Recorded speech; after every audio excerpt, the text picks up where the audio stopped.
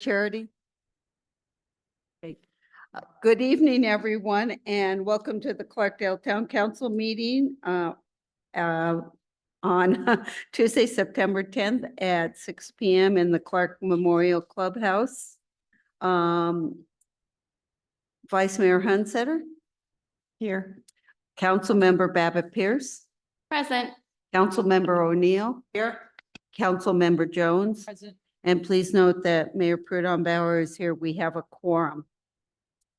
The town council, our third item is public comment. The town council invites the public to provide comments at this time. Members of the town council may not discuss the items that are not specifically identified on the agenda. Action taken as a result of public comment will be limited to directing staff to study the matter, responding to any criticism, or scheduling the matter for further consideration and decision at a later time. If you want to make a comment on a specific item, I ask that you hold that comment till that item comes up on the agenda. Is there anybody who wishes to give public comment? Do you have 5 minutes? Okay, is there anybody online? I see it. There's nobody up. So if nobody's coming up to the microphone, let's move on to item 4, reports. The current events were electronically submitted from the council, from the mayor, vice mayor, and council members, and they are a part of the packet. So I think, as we all know, I looked at my August report and I was exhausted. We had a very busy month, so it was for all of us, yes. I did notice in mine that I failed to mention that I did attend the open house for the boards and commissions. So if anyone's curious, I was there, and I'm sorry I left that off my report. No problem. Thank you. Thank you all for your commitment to going to the number of events that we've been holding and programs and meetings. So it is, Clarkdale is definitely out there and out front with, everybody knows us well. How's that? Let's move on to organizational reports. The first one is the Verde Valley Transportation Planning Organization, VVTPO. We meet on Thursday. Okay. NACOG, Northern Arizona Council of Government. We met and I submitted the packet. Okay. That's right. It was in our packet. It was a good report. Thank you. NAMWA, Northern Arizona Municipal Water Users Association. I attended the technical meeting. I am not a technical member, so I don't have the notes. The board did not have a meeting. Okay, thank you. Transportation Policy Advisory Council, TPAC. We have a meeting in the next couple weeks. And I know that today at the mayors and managers Verde Valley quarterly meeting, Jen from NACOG was there and reported on the priority list to all of the legislators who were there. So that was really important. And also the county was there, and they're looking at the county roadmap going down 5 years as we're doing the transportation planning. So I'm bringing it up under that because you'll hear about it. And under the NACOG planning for Verde Valley Transportation Plan. So the two are going to dovetail very well together. So Verde Front Leadership Council, I think the notes and a PowerPoint was forwarded to you this week from Charity. The one on OHVs, that seems to be a very hot topic around the state, not just in the Verde Valley, but it's interesting what the Greater Sedona Collaborative has done. Sustaining Flows Committee. Okay. Yavapai Communities for Young Children. We met 2 weeks ago and things are going really well. We received a grant from the Vitalist Foundation to continue our work, which is really exciting. So I am on the steering committee, and at our level, there's not much happening. There is a working group that is working really hard to get the software that we are using for the closed loop referral system into more organizations. Previously, the only organization on this side of the mountain that was using it was Manzanita Outreach. And so they are doing a great job of using it and working with other nonprofits and organizations to get people to start using it. From Yavapai Communities for Young Children's perspective, we're really focusing on anything that would serve children 5 and under and their families. So Cool. yeah, it's exciting stuff. That's great. Cottonwood Airport Noise Working Group. No, but I want to. No, the city of Cottonwood has not reconvened the working group, but I do want to take a moment to be able to say that the town of Clarkdale will be holding a work group meeting around the airport noise on September 17th at 5 p.m. Thank you. That's all for our organizational reports. Let's move on to consent agenda. There's only one item on consent this evening, and that has to do with the approval of the minutes of August 26th. Is there anybody need to pull that for discussion or anything on the minutes? Hearing none, I'll take a motion to approve the consent agenda, item A. So moved. Okay, second? I'll second. It's been moved by Council Member Jones and seconded by Vice Mayor Hunsetter to approve consent agenda item A as presented. All those in favor say aye. Aye. All those opposed, hearing none, motion carried. Thank you. New business. First item for new business tonight is intergovernmental agreement with the state of Arizona for design of cement plant road improvements. This is discussion, consider and act upon a request from staff to approve an intergovernmental agreement between the state of Arizona and the town of Clarkdale to begin design of the cement plant road multimodal improvement project. And Town Manager Guthrie is going to do the presentation on this. Thank you, Mayor and Council. As you recall, back in, I think, January, the town applied for a Smart Fund grant for this project. We were awarded it, but it has taken all this time to get our contract from ADOT that allows for that work to move forward. So we're very excited to have it. If you recall, this project will provide for sidewalks, that really a multi-use path, 8-foot, right? Yeah, 8-foot multi-use path, curb gutter. Also, there'll be a turn lane as you approach Main Street. And then the project will actually extend up to the Nations neighborhood, Quail Heights. And then it also will turn the corner and go all the way to the school for those same types of improvements on one side of the road. There's also bike lanes on both sides of the road. This project, the grant amount is $280,000. $250,000 of that will be for the design cost. $30,000 is for ADOT's administration fee. So in this project, they actually will bid it out, and thankfully, they were working on that concurrently to preparing the contract. So we should be pretty close to getting under design since they've already put it out to their group for bids. So we're very excited about this project and ask for you to authorize us to sign this agreement to move it forward. Is there any questions about the agreement?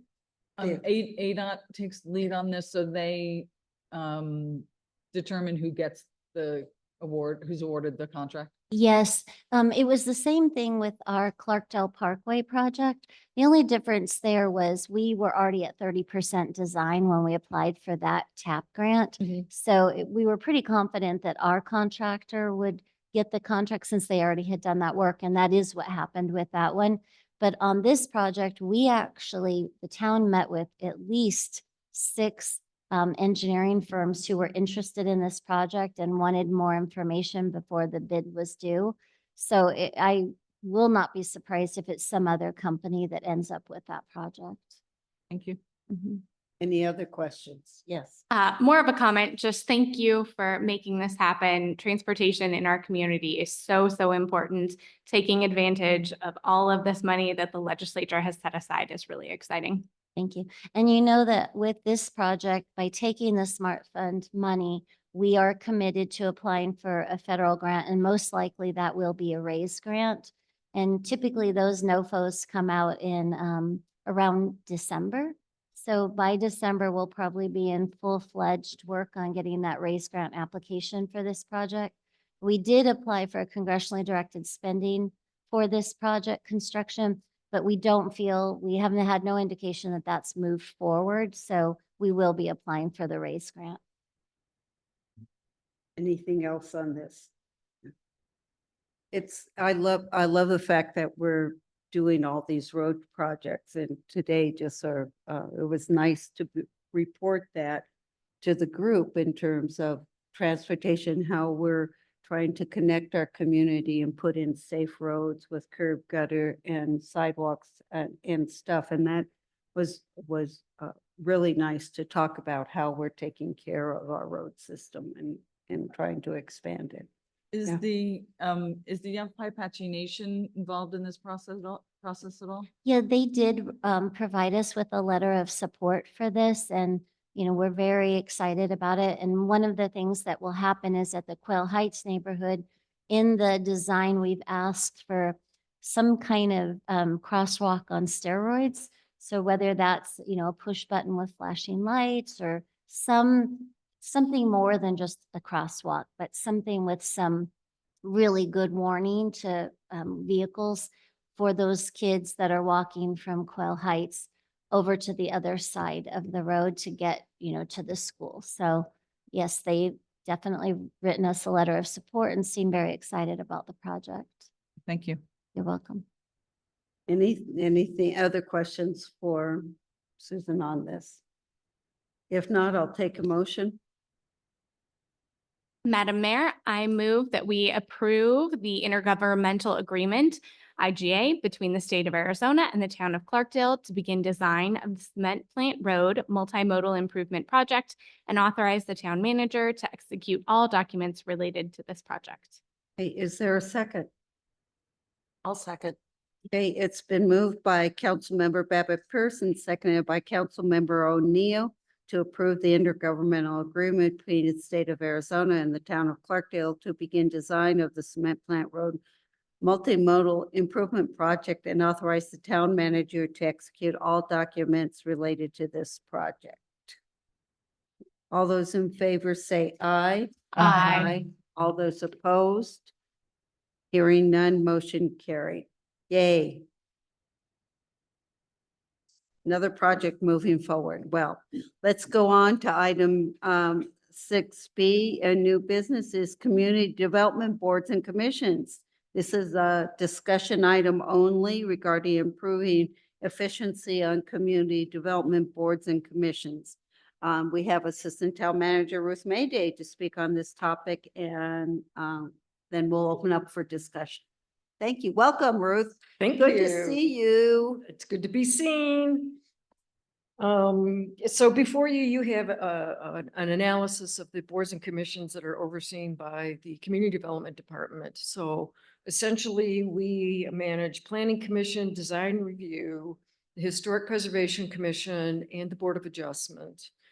And when it's a general plan season, we have that one as well. So between those 5 boards and commissions and town council, when on those occasions that we do have something for every single one of those boards, all we do is boards and commissions and we don't get anything else done. So it really does kind of tax the staff, especially when we have other things that we're trying to keep moving along.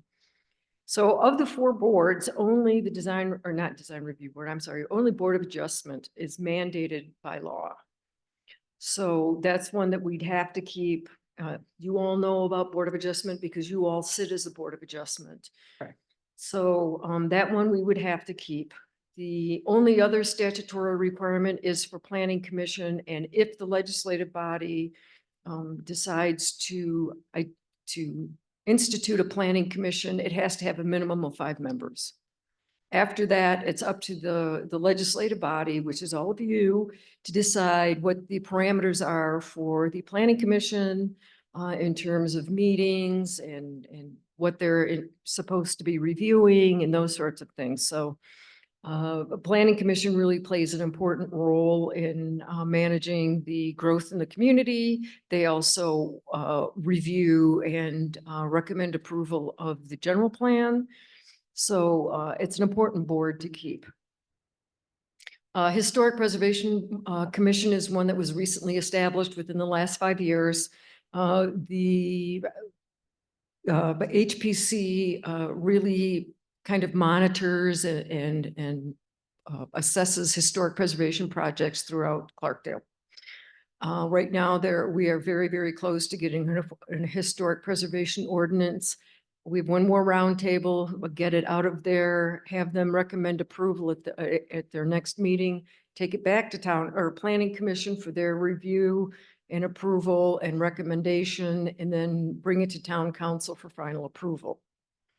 The reason that we established the HPC is that it is required for us, if we want to obtain a certified local government status with the State Historic Preservation Office and qualify for grants, we have to have that CLG status. So we have to have a historic, excuse me, Historic Preservation Commission.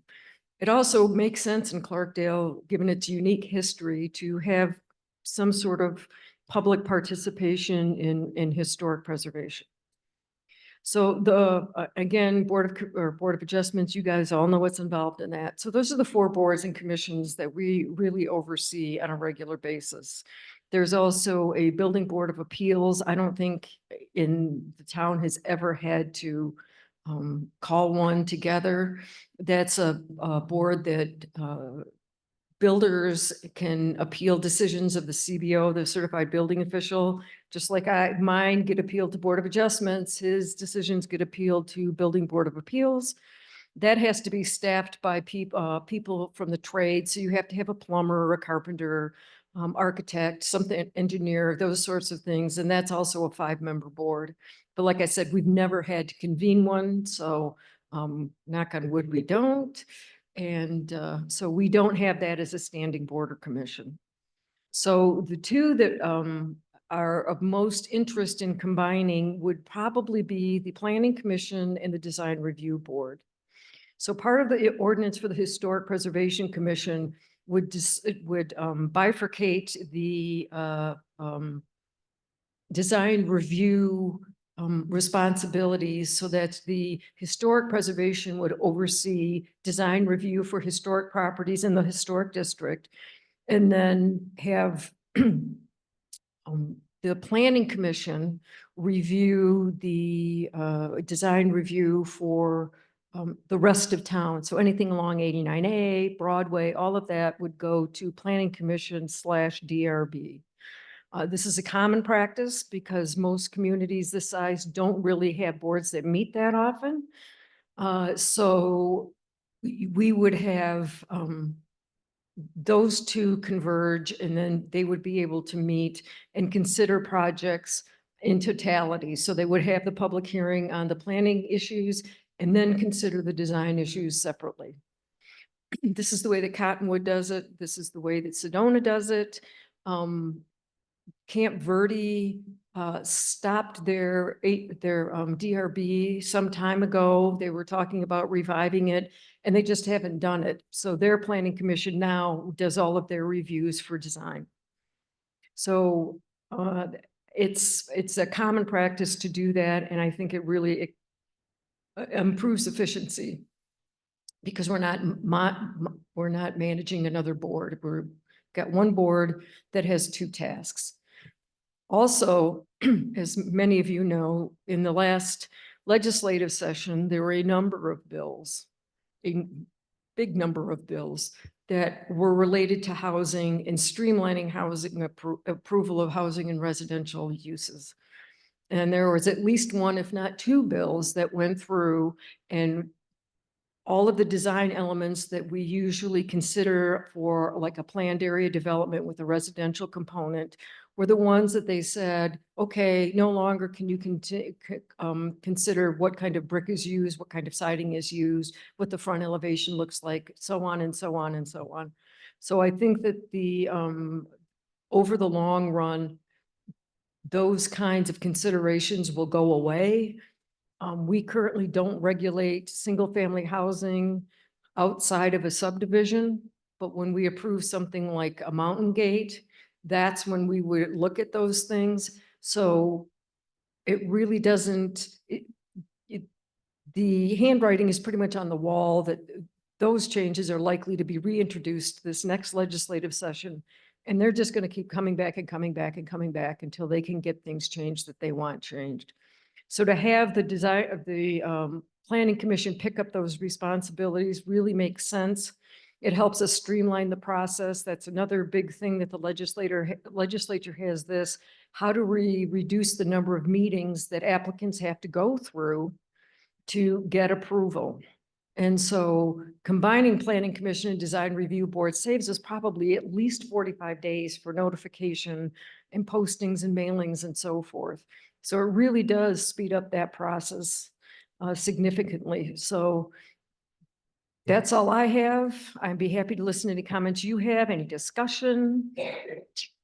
Okay. Thank you, Ruth, so much. First of all, if I don't know, I see we have somebody who is not a staff member sitting in the audience. And I'd like to open up to any comments from the public before maybe we get started with our questions. So Ed, do you have anything you wanted to say about this item? Okay, thank you. I just thought because you were here and you don't always have to put a little sheet in to talk. So I'm sorry if I called you out, but you're the only audience here tonight. Okay, questions from council. Marnie. Thank you. Less of a question, more of a comment. Thank you for describing this, and your report in the packet was extremely helpful to me because I see this as a benefit to all of us in 3 ways. It makes it much easier for you and your team. It makes it much easier for the applicant. And then I know that finding qualified volunteers can be a challenge, and maybe somebody who's on the boards and commissions selection committee can speak to that. But this then allows us to have less volunteers, which could be really beneficial. Thank you. Okay, Laura, Lisa twins. We are. I'm assuming, I'm okay, all right, thanks. I have a question. After we get the certified local government, then do we still need a historic preservation commission? Yes, we'd still need one. Okay. I know that you have probably considered design review going to historic preservation, and I understand reasons why that would not really streamline things. My concern, and it's a big one, we don't have a lot of volunteers to pick from, you know, but I appreciate every single one of them that are there.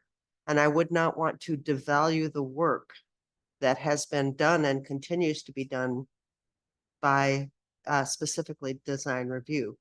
I didn't get any positive, warm, fuzzy feelings when I discussed it with a member of their board, because it's on the agenda, so I felt free to talk about it. So it's a big concern of mine, and I just want that out there. Sure. So, and Manager Guthrie and I have discussed that, you know, and what happens to the volunteers.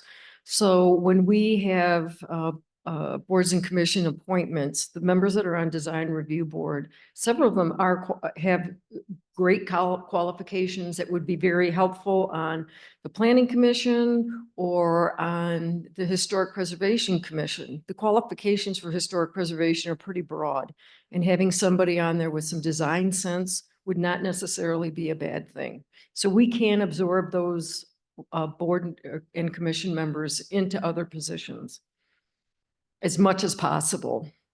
I would hope that, and I trust your sensibilities, I would hope that it would be more of an invitation and a request to join rather than here you go here. Yeah, no, it would definitely. There are a couple that come to mind right off the top of my head that would be beneficial to historic preservation. We have one that's an architect. We have a couple of people that have design experience. So both of those would be beneficial at planning commission, or frankly, like I said, design or not, historic preservation commission. This is another reason that I can't keep them all straight in my head. Laura, and then I think Deb. Laura? How often, and this isn't off the top of your head question, so you may not know the answer. Has Design Review Board met this year, and how many times has the Planning Commission met this year? Design Review Board has not met at all this year. Planning Commission, I think, has met at least twice, Okay. 3 times. And I guess,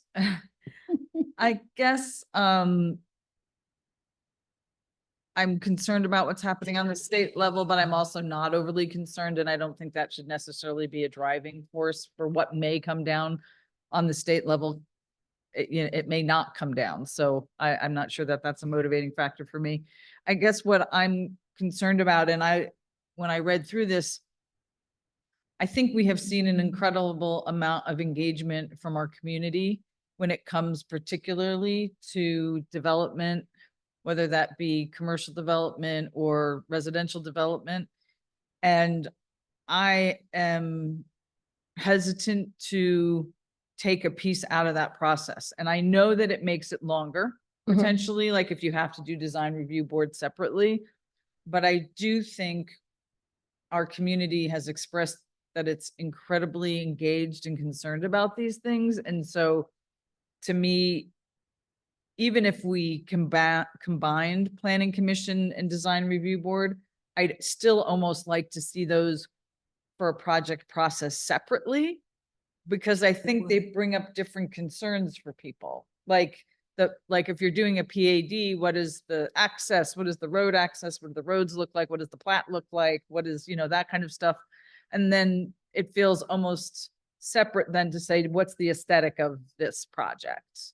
So that's my hesitation in sort of taking a step out of the process that people do get engaged on when they have an opportunity or there's a need to, unlike Design Review Board this year that hasn't had any.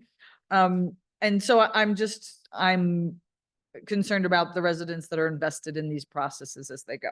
So those are just my thoughts. I'm not convinced one way or another, but that's what I thought about as I was reading through it today. Thank you. I appreciate that. Deb. Couple thoughts on this. First of all, I was on P and Z before I came onto council. I'm actually very concerned that DRB hasn't had a meeting all year. That's totally underutilizing some really great, smart, intelligent, talented people. One question I have, if we were to blend them, Mhm. would we have a 7-member board or would we keep it at a 5-member? We could do either. I mean, we could expand the planning commission to 7 members if there are enough that would be interested in serving, or we could keep it at 5. That's solely at the discretion of council. Because I know in other communities, our neighboring communities, they have 7-member boards. And sometimes that's good and bad, right? Right. You have more people to try and wrangle to come to a meeting or that. But then you have a lot more input and a lot more Right. discussion on that board and a lot more opportunity for people to put in their views on a particular. I see the huge benefits of blending these two boards because of efficiencies and streamlining the process, which I know at a legislative level, not just in Arizona, but across the country, they are looking at it. And I don't want that government overreach in our community. I want to be able to say, we're already doing some of these things. Exactly. So it makes sense to me. I've often wondered why other communities had it already blended and was doing it that way. And we were always separate and when we were so small anyway. And, compared to a big city, we don't have the amount of new development. And so consequently, when it does happen, it's a really big deal. And so we want all of the eyes on that, but we also want to be able to do it smartly and efficiently. So that's kind of my feelings. Thank you. Did you need to respond? Because Marnie, I just wanted to add, I know you know, but for people who might be watching this later, we haven't met because there hasn't been an applicable project, not because we haven't convened them. I just want to make sure the public knows that. Thank you. But there's other projects that they could be, if they were in a different role. Yes, 100%. So I just want to speak to, because I think you made up, Councilmember Jones, a really important point about the aesthetics of things. And I actually have talked to a number of past design review board members, and one of their frustrations was how limited their role truly is. So unless we become Sedona and put in really stringent guidelines for development, there actually really is not very much that they can do. And so I think a lot of times they felt like the changes they would make legally, they couldn't. And so what was the point of even being there? As a former member and chair of the design review board. I beg to differ. No. Because I think I think you're right, that there are limited things, right? That we can't say to you, like, you have to paint your building one of these 7 colors. But I do think that process is an opportunity for the community, the people who sit on the board, and whoever's managing or whoever's project it is to get some real feedback on things. And I think the plateau over here, is that what that's called over there? Exactly. Yep. Was a really good example of that, because it was, I believe, I wasn't on design review board then, but I think it was design review board that first did the first real pushback on the way that project looked and the detail of it and the colors of it and I'm not sure planning commission would have done the same. I mean, they might have if they had been charged to do it, but the design review board was really the group that pushed forward on that and said, no, this is not okay. Like, you've got to take the community into greater consideration.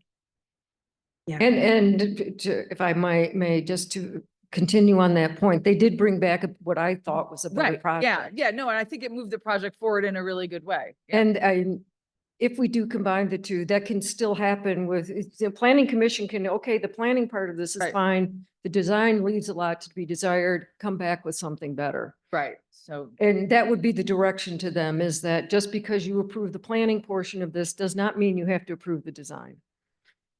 So then how would the process be streamlined? Well, because typically when we sit down with developers, we talk to them about the design and here are the expectations. We have copies of that ASU study. Here you go, read this because this is what we expect. And if they don't listen, then their project gets delayed, that's on them. That's not on us. So typically they'll pay pretty close attention to what we have to say. And I wanted to bolster Laura's point for a moment. With many of my colleagues here, I have been attending planning and zoning meetings, planning commission meetings, and the Highlands last meeting, public meeting, where a lot of time was spent by the public questioning the wall, which is not even a wall yet, but that would be something that design review would do. And I'm just bringing this up to indicate that the public is very interested in how projects look. Yes. So I would just be very cautious about this. That's all. and I think as somebody who has sat twice on design review and once on planning commission She may be the chair. and board of adjustments, I think just why I'm very supportive of design review elements. They're not part of historic preservation being under planning is oftentimes from design review, and we did a lot of good stuff. But we were oftentimes frustrated because planning would sort of start a process like creating a focus area, but they wouldn't come to design review, and we had a part in that. So there was, to me, oftentimes a disconnect on some of those bigger discussions that, because there were, for some reason, they just didn't think that design review needed to be a part of it. But we did, because we would look at things like landscaping and lighting and all of that stuff, but that wasn't always carried over to design review for discussion. And so I always thought it was kind of a disconnect between the two. And I think the example of the 89A overlay is a great one, because that came out of design review. Planning played around with it, design review played around with it, and what did we miss? We should have taken that overlay off when the last revision of some of the planning guidelines came in. And so when you have that kind of disconnect between the two entities, things sometimes get overlooked. Now, I do agree with what Laura and Lisa brought up, is making sure it's clear that there's a planning part of this, and then there's the design part of it, and the two are very separate.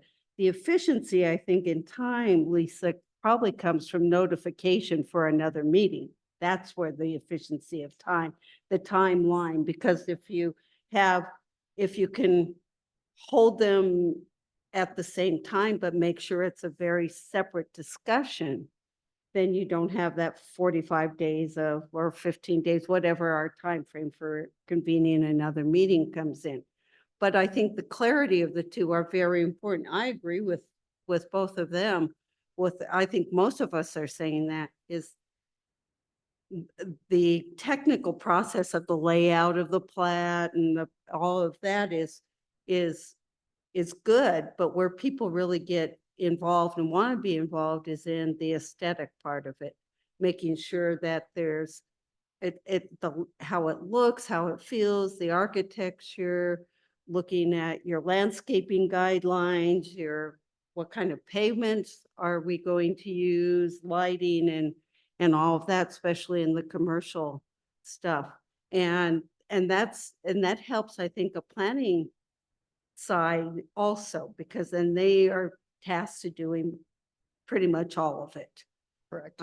So I see both sides, but I think it is a very comfortable thing to do. And third thing is, I really like going to a 7-member board is not a bad idea. I have no objection to that. What I would offer is that what Cottonwood does is they do the planning commission part of it.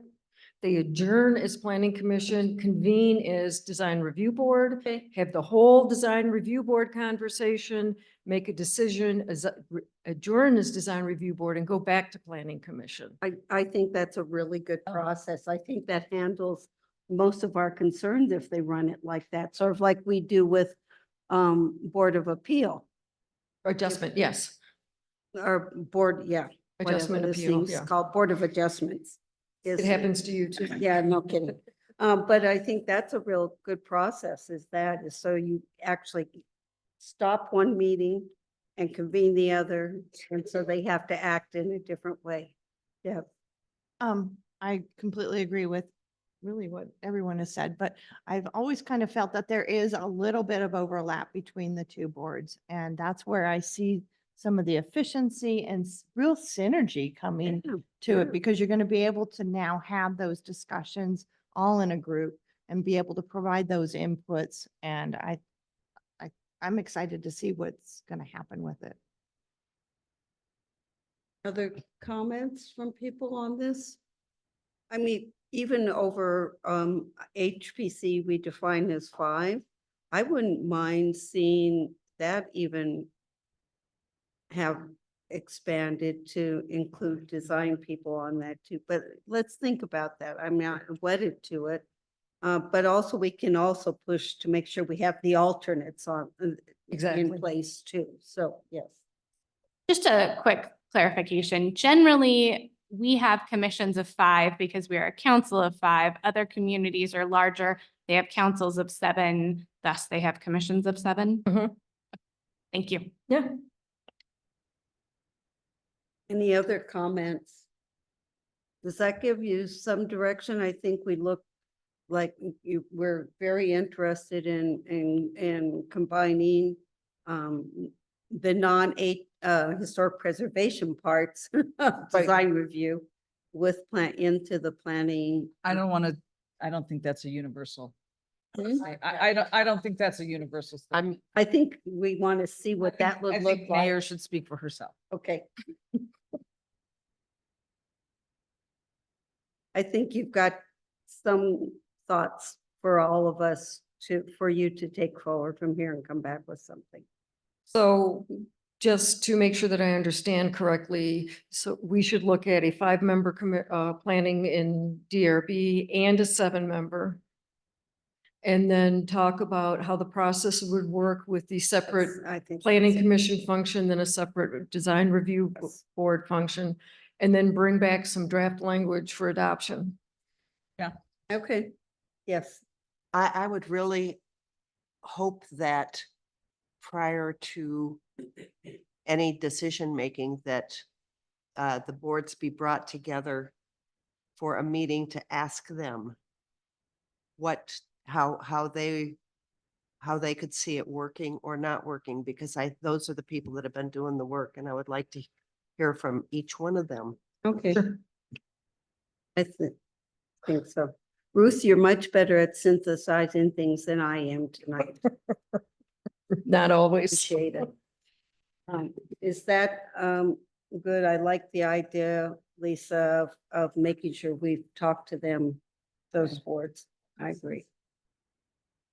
So what we could do is schedule a roundtable or a work session between the planning commission and design review board and talk about, how they feel about this and how it might look and what their input is.